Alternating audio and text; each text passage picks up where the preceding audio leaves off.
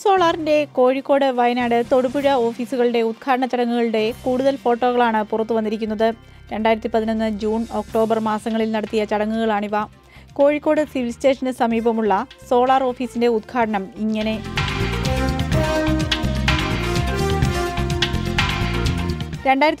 July 24 Wayanad ഓഫീസിന്റെ ഉദ്ഘാടനം ചെയ്യാനെത്തിയ മന്ത്രി PK ജയലക്ഷ്മിയും സരിതയും ബിജുവും ഒപ്പം നിൽക്കുന്ന ചിത്രങ്ങളും പുറത്തുവന്നു.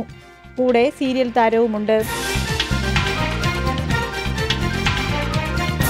2011 ജൂണിൽ തൊടുപുഴയിൽ മന്ത്രി PJ ജോസഫ് ടീം സോളാറിന്റെ ഓഫീസ് ഉദ്ഘാടനം ചെയ്തതിന്റെ ചിത്രങ്ങളും കാണാം. കൊച്ചിയിലെ ടീം സോളാറിന്റെ പരിസ്ഥിതി അവാർഡ് ചടങ്ങിൽ പങ്കെടുത്ത മമ്മൂട്ടി വളരെ നേരത്തെ തന്നെ ചടങ്ങിനെത്തിയിരുന്നു എന്ന് വ്യക്തമാക്കുന്ന ചിത്രങ്ങളുമുണ്ട്.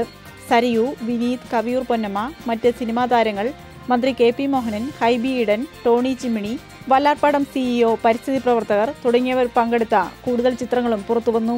തുടർന്ന് സരിതയുടെ തിരുവാതിരയും ലക്ഷങ്ങൾ ചെലവഴിച്ച് നടത്തിയ അവാർഡ് ദാന ചടങ്ങിൽ കാണാം.